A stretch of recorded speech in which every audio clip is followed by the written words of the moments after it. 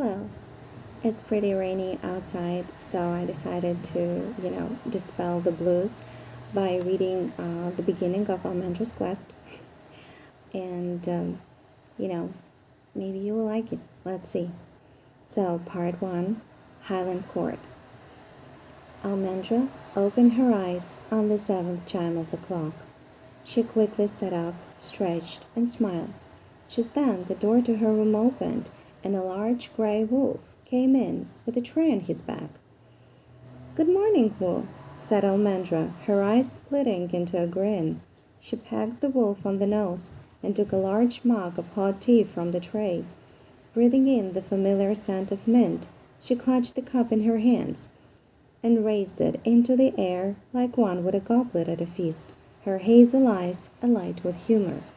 "Cheers," she said loudly, "and may today be the day," before bringing the cup to her lips, an expression of bliss on her face. Wu walked towards the window and drew back the curtains with his teeth. The sky outside was murky gray. Almendra drank up her tea and placed it back onto the tray just as Wu left the room. In one big leap, she bounded out of bed, ran across the carpeted floor, and slipped behind the screen, her long brown hair flying around her in merry waves. Behind the screen, Almendra picked up a thick rope lying in a coil on the floor, with an iron hook on one end, then wound it around a huge wheel it was fixed to on the other end, opened the window, and threw the rope down. A second later, the hook hit the ground with a clunk. Dancing on the tips of her toes, her frilly night dress flapping around her ankles, Almendra waited until the rope gave a jerk before pulling it back upwards, gripping the handle and turning the wheel with practiced ease.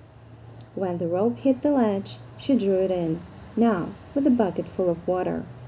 Almendra heaved the bucket off the hook, poured the water into a spacious bathtub, and sighed. She knew from years of experience that it would take her many more buckets of water to fill the clawfoot tub for her morning bath. With another sigh, Almendra hooked the empty bucket back onto the rope and carefully lowered it down. "This is ridiculous," she muttered as she waited for her granny, the only other person in High Castle, to fill it in the kitchen below. "I mean, do I really need to take the bath today as well?" she asked, raising her voice and leaning out of the window when the rope gave another jerk. "I had one yesterday, and the day before, and the day before that, and every single day of my life. I don't even have time to get dirty. I think I'd like to know what that's like." And I have to tell you that dreams do come true. Throughout the journey that Almendra is going to take, she will know firsthand what it means to get dirty. So yeah, she will be lucky to get a bath on her travels.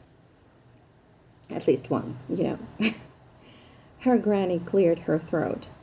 "There's a lot to be said for greeting each other first thing in the morning, Almendra," she said coolly.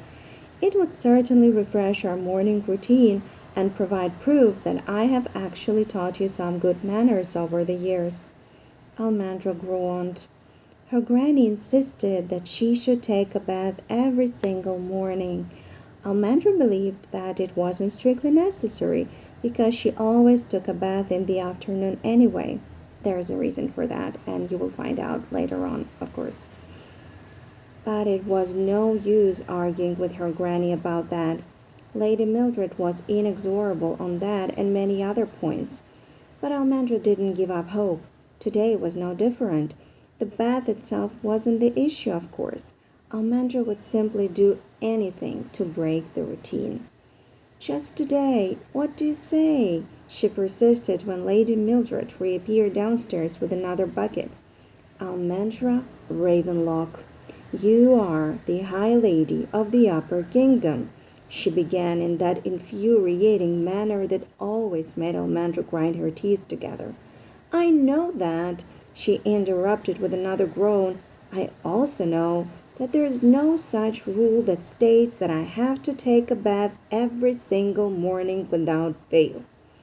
There are many rules that are neither written nor spoken of, retorted her granny in an icy voice. However, they're no less important than those that are, and their lack of record does not liberate you from the duty of following them. Almendra rolled her eyes. In any case, today may very well be the day Prince Frederick arrives, and you want to look your very best when he does, added Lady Mildred gravely. Don't forget that according to the fate line, he's our only chance at saving the Upper Kingdom. But much depends on you. After all, he must fall in love with you first. Almendra could hardly forget something that had been mercilessly cudgeled into her brain.